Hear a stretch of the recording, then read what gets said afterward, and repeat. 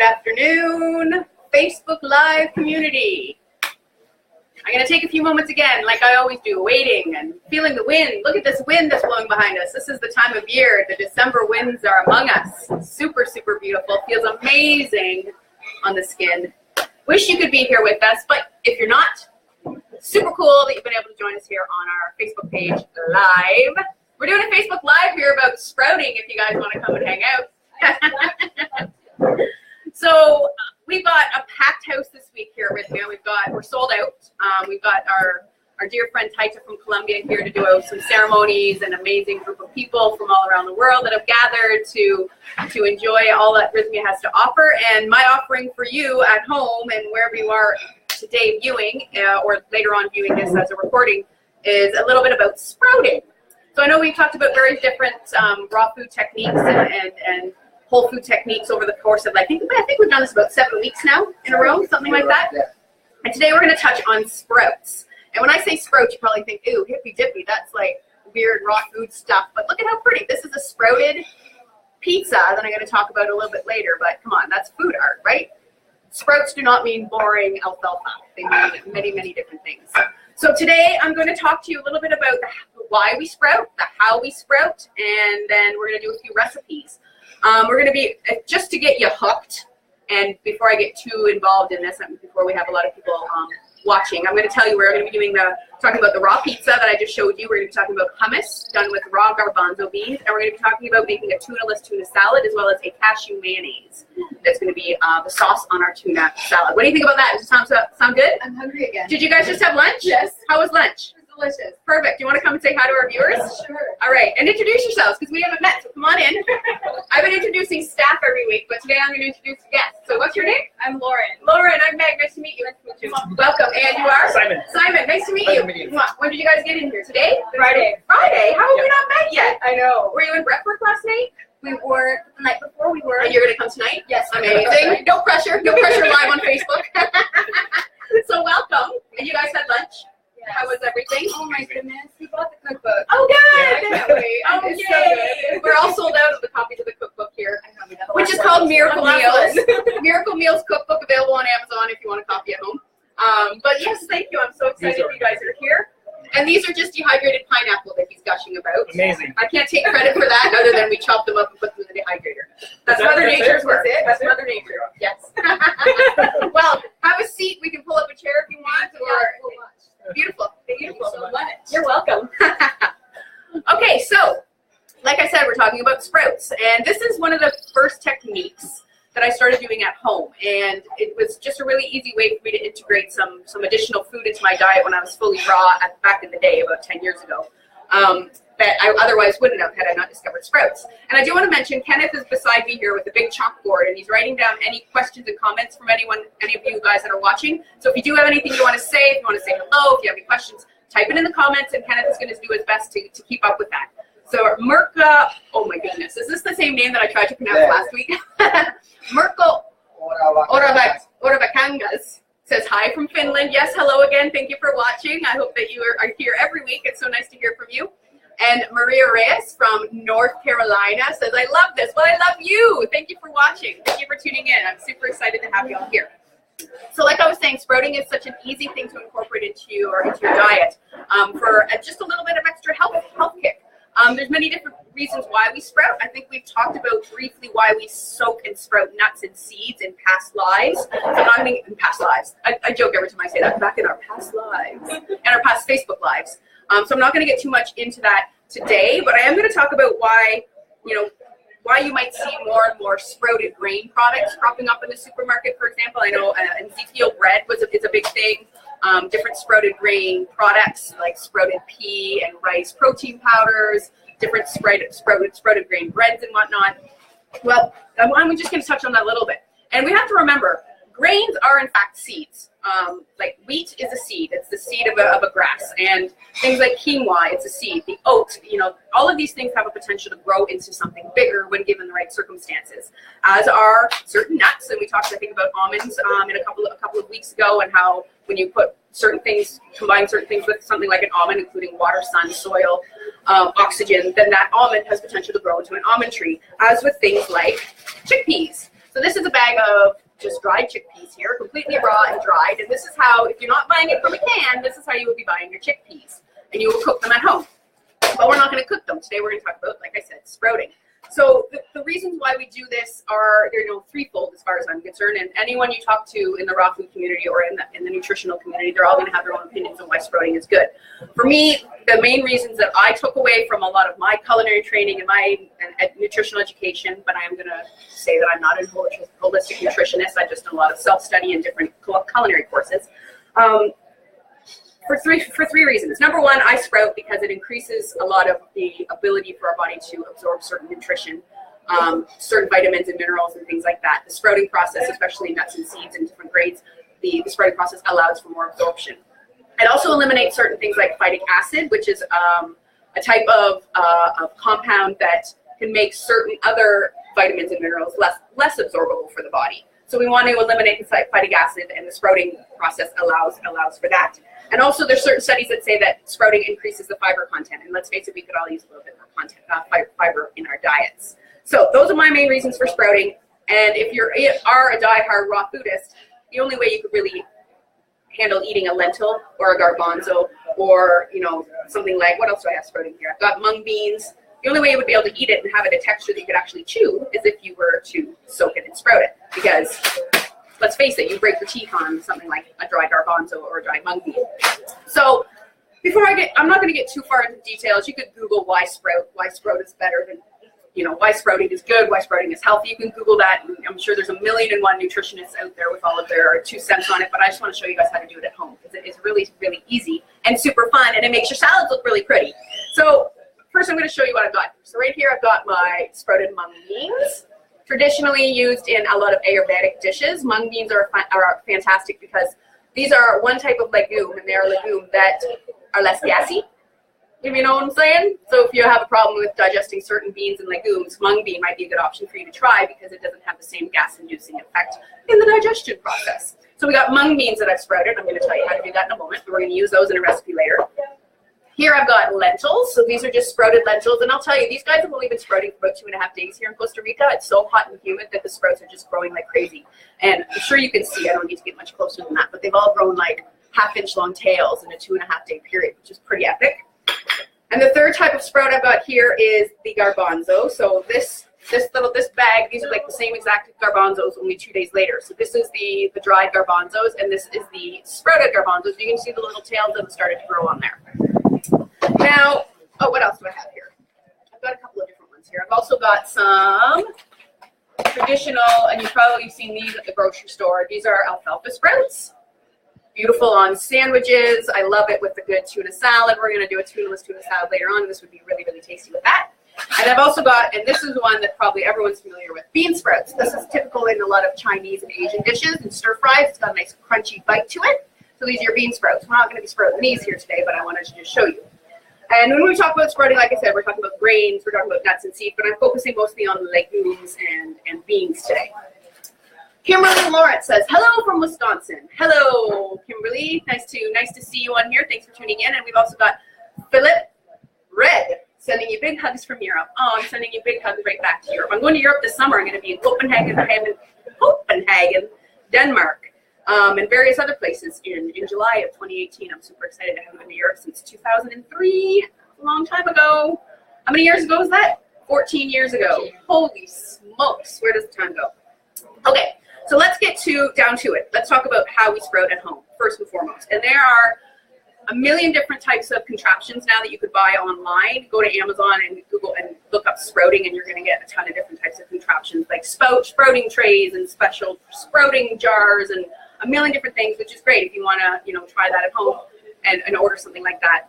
Awesome. But if you're kind of skeptical and you're not sure how much sprouting you're going to do and you're not really keen on an investment, there's a couple of at-home options you can do. My easiest go-to way to sprout at home, and this is how I did the lentils this week, was using just a regular old colander. So this is just a regular old strainer that I use for straining pasta. And the process for all of these is very, very similar. For all of the ones that I'm talking about today, the process is the exact same. So what I did is I took my lentils, for example. I took my dried lentils that were just like the chickpeas in the bag, hard lentils. You'll see them in, if you go to the bean and dried dried bean and dried rice section in your grocery store, you're going to see bags and bags of these black beans, garbanzos, all of them. You're going to see bags like this. So just grab yourself a bag of lentils. I like to use these, the green lentils for sprouting. And what you're going to do is you're going to take the dry lentils and you're going to put them in a bowl and you're going to cover it liberally with water. Like I would say 3 times the amount of water that you think you need to cover the lentils. So if your bowl, you got this much lentils in it, you're going to put it like 3 times the amount of water, just so it's sufficiently covered and there's enough water, because as the lentils are in the water, they're going to absorb the water and therefore expand. So what you're going to do is you're going to do that. You're going to put your lentils in water and you're going to leave it overnight for 12 hours. If you want to leave it in the morning, 7 a.m. for example, before you go to work, put your lentils in water. Just cover it with a tea towel. If you're in North America, I would say just leave it out on the counter. Here in Costa Rica, I sprout everything in the refrigerator because it is so hot and humid and I want to avoid any sort of mold or bacteria growth. But in Canada, I used to just sprout at home on the counter. So I would just put my bowl with my lentils and my water on the counter for 12 hours or overnight. And then after those 12 hours, what I'll do is I will pour my lentils through this colander. So I want to drain all the water away. So just over my sink, I would just dump, pour my bowl of lentils here. Let's pretend this is them. I'm pouring them in. I'm straining. All the water's coming out. And then I'm just going to leave I'm going to do this, set an example here. Pretend these are my lentils. So now I've got this colander with just my lentils. All the water has been drained. And then I'm going to take this and I'm going to stick it in a bowl so that the excess water can drip into the bowl. And I'm going to cover that with a towel. So not soaking them in water anymore, just leaving them in the damp colander. And I'm going to leave it like that for another 12 hours overnight.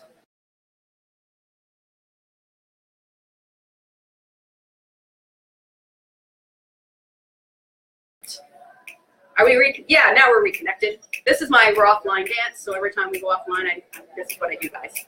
Viewers at home. These guys can attest, right? Right. Sunday afternoon, Sunday fun day. I'm going to put that thought on pause and say, Maria Reyes says, can you put a lentil on the palm of your hand to see up close how they look like? Yes, and I think she probably means what it looks like sprouted, right? Let me grab a couple. I don't have any of the dry ones with me right here, but if you go to the, like I said, the grocery store, I'm coming around. She'll be coming around to the laptop when she comes. Watercress. What's the question about watercress? So these are the sprouted lentils here. So they've got like these little tails. They just pop right out of the shell. Super different taste. Want to try one? So these sprouted lentils, by the way, this is an extreme close-up. Here, Kenneth, try. Yeah. It's pretty extreme close-up. Yeah. They have this beautiful, bright, fresh, astringent, live, vital, abundant taste to them, right? Super, super good on salads. I'm not sure what the question was about watercress. That's a microgreen, and I'm not going to get too, that's how I would define it. I'm not going to get too much into the difference right now. Whereas like a microgreen, say a pea shoot versus a pea sprout, it's really just a matter of the different ages of the living things, as well as typically microgreens are grown in soil. Whereas when we're sprouting it in different ways, like in the colander or the other way I'm about to show you. So I'm not going to get too much into that today. But back to the lentil soaking and sprouting process. So what have we done so far? We soaked our lentils overnight, or our garbanzo beans, or whatever you're sprouting, mung beans, overnight in water, drain the water, put them into a colander, and they're sitting in the colander with a tea towel over top. Then what you want to do is just every 2 days, so starting the next morning, rinse this underwater. Just take this whole colander, put it under your sink tap, and rinse. You see that? Rinsing it with water, leaving in the colander, back in the bowl, tea towel. Do that in the morning and do it once at night. Once in the morning, once at night. Once in the morning, once at night. Is that making sense? So then you're just waiting until your sprouts grow as long as you want. I used to wait when I was living in Toronto, when I would sprout garbanzos, for example, on my counter. I would let them sprout for 5 to 7 days because I like when the tail was about 1 inch long, because I found that the texture was the softest and the nicest, and the flavor was the best because they can be quite astringent. If you want to try one of these chickpeas.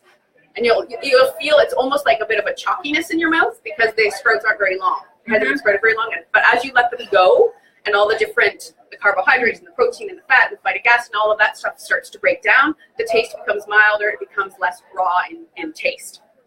We are going to use these in a recipe today, and you can try it in the hummus later, and you can see the difference.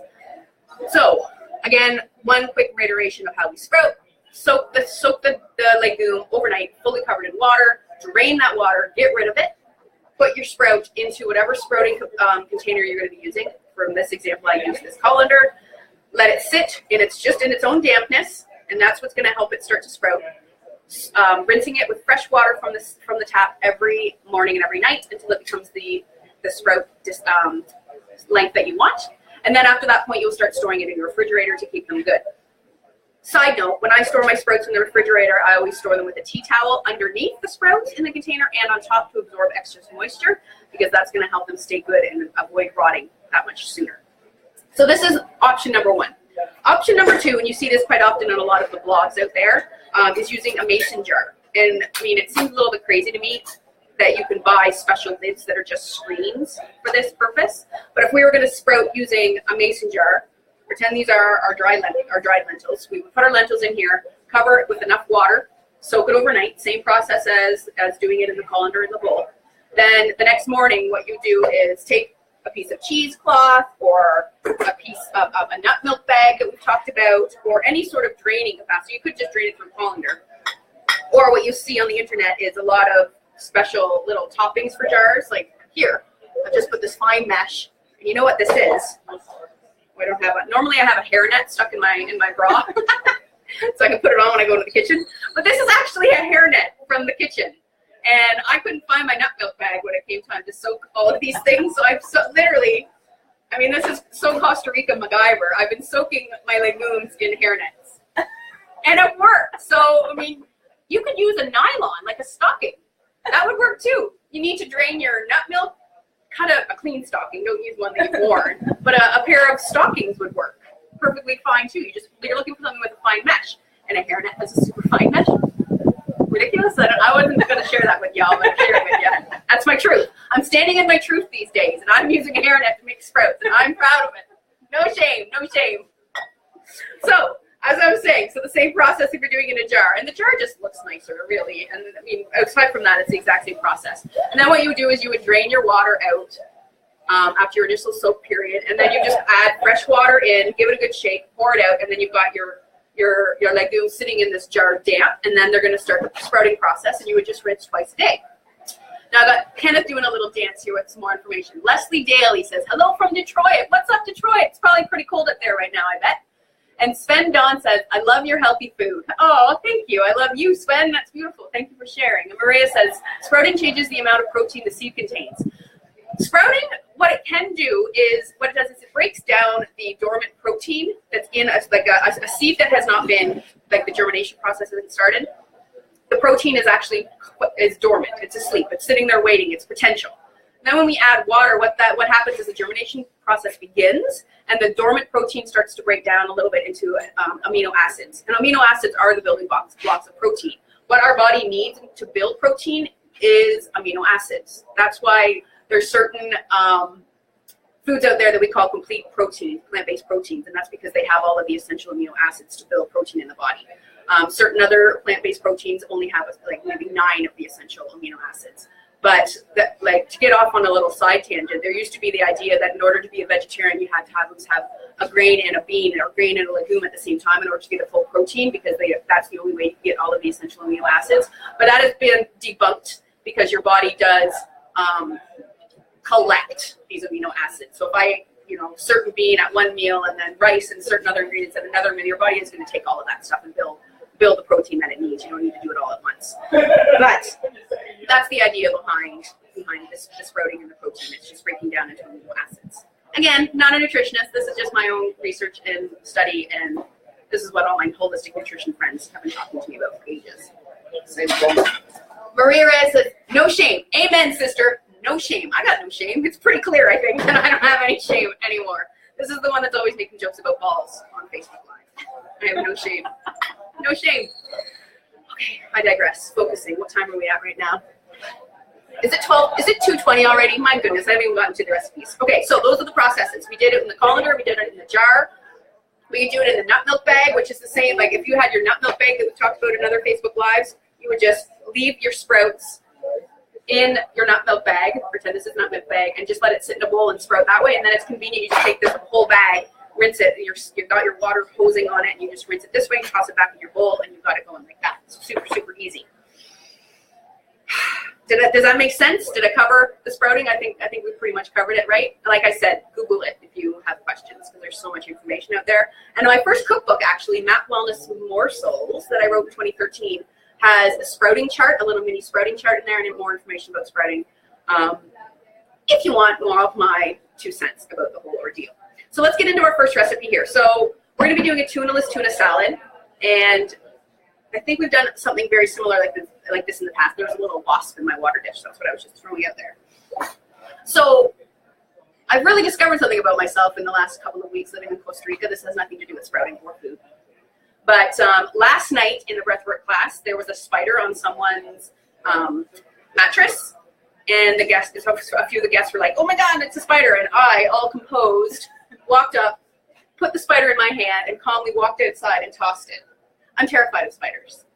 But I held the space of catch and release for the spider. And you can ask Stacy, who works here. I was feeling the heebie-jeebies for about a half an hour after that. Because I've never touched a spider like that. But I did it. And I did that with a big, 3-inch long grasshopper about 3 weeks ago. And I just did it with a wasp, even though I was attacked by bees last weekend. And I had 5 stings because my hornet's nest by my house. Something unleashed the power within it, and I got attacked. But I just picked up a wasp in my hands. Who knew? The things that you adapt to living in the jungle, my friends. Back to recipes. So we're going to be making a little cashew mayonnaise to go with our tunaless tuna salad. So I think we've done something similar like this in the past. But what I've got here is cashews that have been soaking. And we talked about this already a little bit, that in soaking, it's going to help with the digestion process. It's going to help release the protein, the amino acids, and it's going to break down the carbohydrates and the simple sugars, and it's going to break down the fat and the fatty acids. All good things, all things that our body can use. And it's also going to make the cashews softer for blending purposes. So if you don't have a nice high-powered blender like this guy here, soaking is super key for that. So I'm walking off the frame here to just drain the water off my cashews, because I don't want that water, because that water is going to contain all that stuff like the fighting acid that we're talking about, so we want to get rid of that. So I'm going to toss these cashews into the Vitamix blender, and this is the base of our cashew cream. I'm going to add a tiny bit of apple cider vinegar, just for a little bit of mayonnaise and zip. I'm going to add a pinch of pepper, a pinch of salt. If you wanted to, you could add a bit of lemon. You could add some nutritional yeast that we talked about. We could add some hemp hearts just to give it a little bit more cream. But I'm keeping it really simple because there's going to be a lot of flavors in the rest of the ingredients. And then just enough water to get it blending up.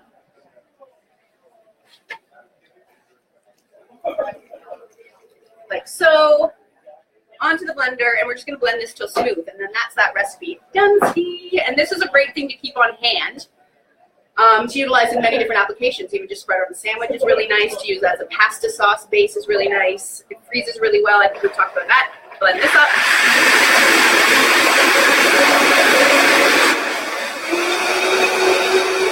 Patrick!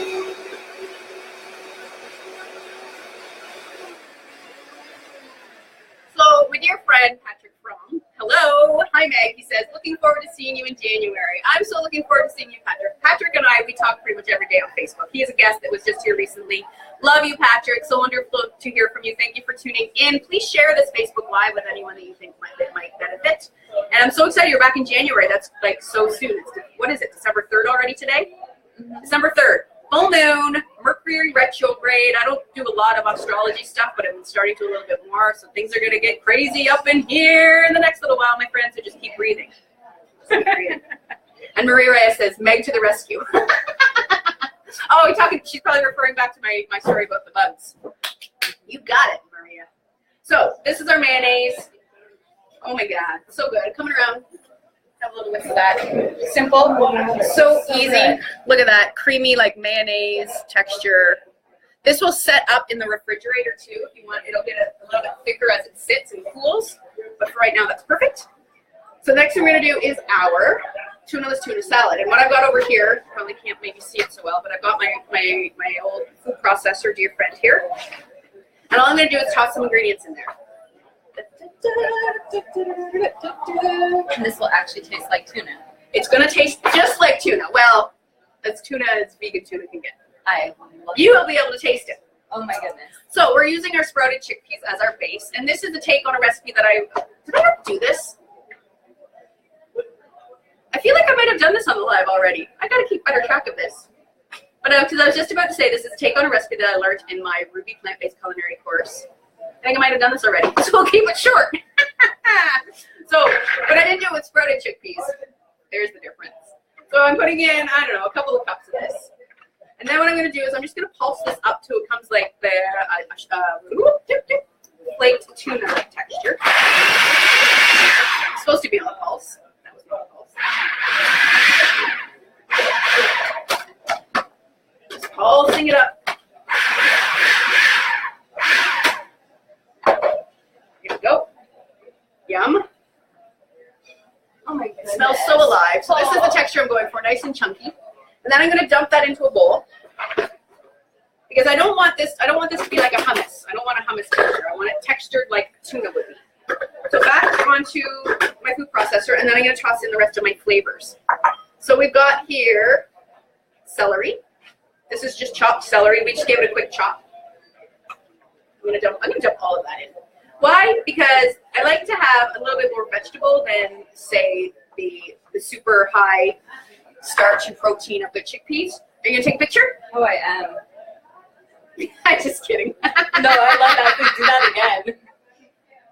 Thank you. Sorry, all you Facebook Live viewers. We had to take a little break there for a photo. Jerry, I'm sorry. Is this not? I'm not being very serious with this today. I hope that's all right. I mean, that's who I am. Red onion is our next ingredient. I'm only going to put in about half of this. And again, as always, I'm going to post all of the recipes and some of the notes in the comments after this live is done. So I'm going to put in about maybe a half a cup of diced red onion. And then carrot, because these are the things that I always had in my tuna salad growing up. And I just, again, pre-chopped it, so we're not going to have to pulse this up too much. I'm going to put in about a cup of the carrot. And then there's a couple of other secret ingredients. Well, they're not secret now. I'm going to tell you, dill. This is just dry dill. If you had fresh dill, that would be super beautiful. I'm going to sprinkle in about a teaspoon and a half because I like a nice long. Another great option is dill pickles, like chopped up dill pickles would be very good, or sweet pickles. And then this is my favorite ingredient. These are dulse flakes, and this is a type of seaweed. I'm going to see if we can get a little bit closer. I want to have a smell of that. Oh my goodness. It smells like the sea. And it is. It's called dulse. You could substitute in nori, like torn up nori sheets or anything that will give the tuna a taste of the sea, because we want to make these chickpeas taste like fish, or like the sea anyway. So I'm going to put in a good tablespoon and a half. I'm going to dump in all of that because that's going to be a nice strong flavor. And then the next thing we're going to add is just some salt and pepper. And I like to do that liberally, salt and pepper, because tuna salad needs to pack some punch. And then I'm just going to pulse all of these ingredients together.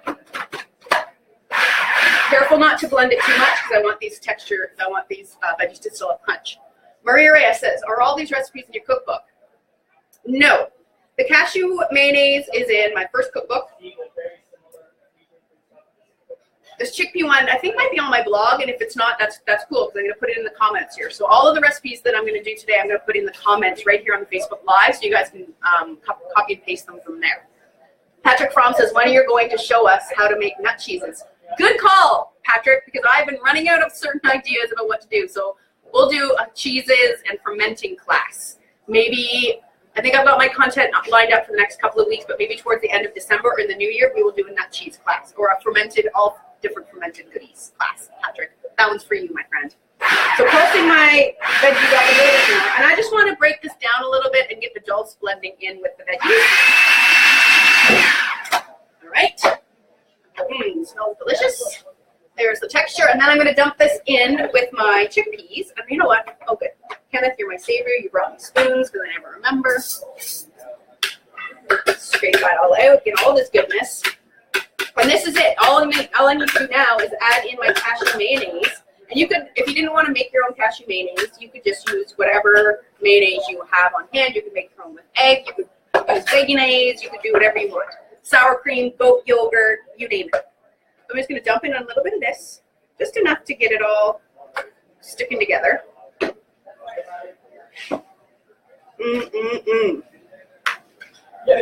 And then I'm going to show you another use for my next recipe that we're just going to talk about. We're not going to demo it because it takes time. It's a dehydrator recipe. So what I've got here is a cracker. And I'm going to put this on here. Luckily, I have a couple of taste testers with me.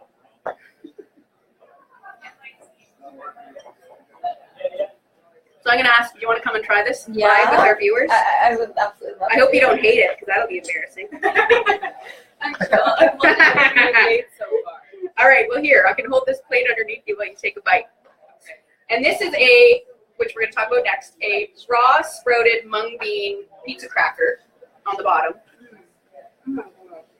And this tuneless tuna salad is best made in advance and letting it sit so that all the flavors can meld together. So we can get the onion and the dill and the dulse all working together to give it that really uniform flavor. But what do you think? Does it taste like a tuneless? Come to Vegas.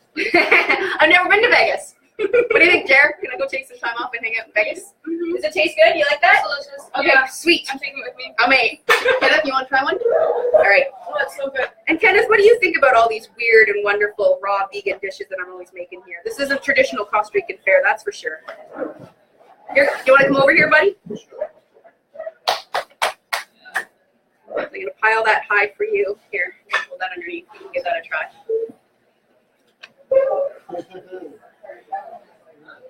Yeah? What do you think? Does it taste like tuna at all? All right. Mm-hmm. So there we go. That's our tuneless tuna salad.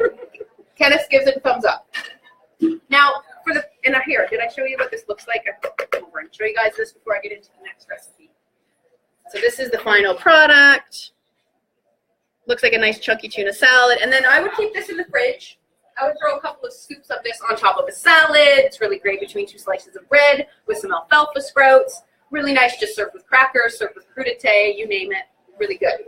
What I've also done in the past is I've taken this and mixed it with a little bit of flaxseed or chia seed, and I've also formed it into little patties and dehydrated it. And I've also pan-fried it, kind of like fish cakes, which is a whole other different way to do it. Obviously, it won't be raw anymore, but still, plant-based, super awesome, full of nutrition and deliciousness. So that's your other option. Now, the last recipe that I'm going to talk about here real briefly is this pizza. And all this is the sprouted mung bean pizza crust that we just put the chickpea tuna on, just topped with various different veggies. I've got kale, I've got my nacho cheese that I think we did in one of our other lives as the sauce.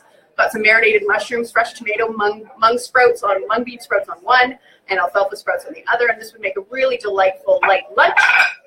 And the pizza crust itself is just the sprouted mung beans, which is these guys here.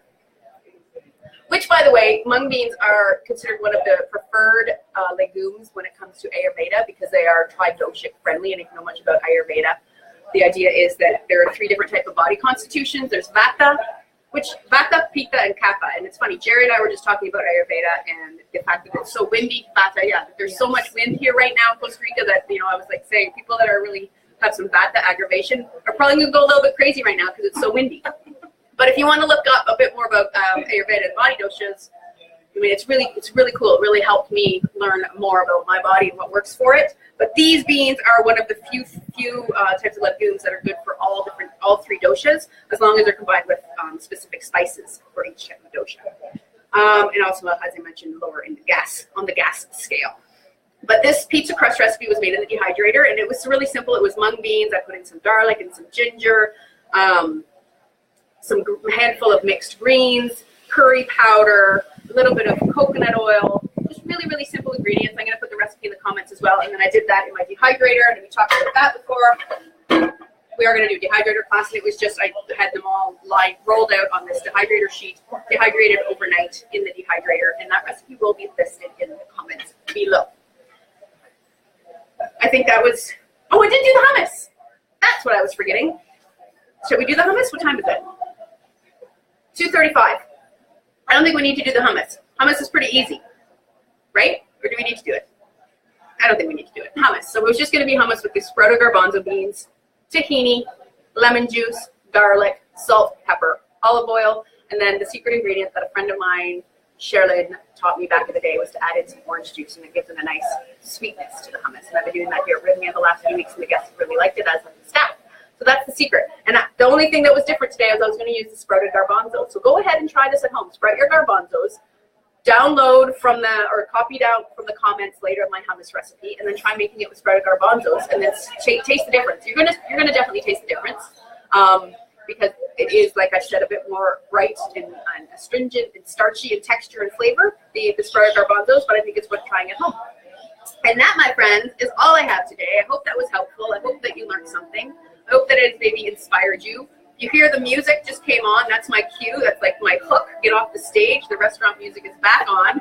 So I am cutting out, and I can't wait to see you guys next week. I can't remember what I'm talking about, but it'll be the same place, same time, same station. Don't forget to tune in tomorrow night for Dr. Jeff's Facebook Live. Oh, and Maria Reyes has one last question. Can you show us how to make seitan? I'm not sure about that. I can see, Maria, the only thing is vital wheat gluten, which is the main ingredient in seitan, is really quite difficult to get here. I have a friend, chef, who owns a vegan restaurant in New York, and he actually brings, I think he gets his vital wheat gluten shipped down from the States for that purpose. I myself haven't looked into it, so I don't have my hands on any right now, but if I can get my hands on some, maybe that's something I can show you guys. So what seitan is, it's a wheat-based protein. And it's kind of almost made like the bread process. You're like kneading the gluten, and then I often cook it in a braise. But maybe that's something else we could talk about too. We're going to run out of topics if I just use what's in my brain. So keep the suggestions coming. If there's anything else you guys want to see, type it in the comments. I'm going to make notes, and then in the coming weeks we'll try to cover it all. So that's it. You two, my team, come on in. Let's say farewell.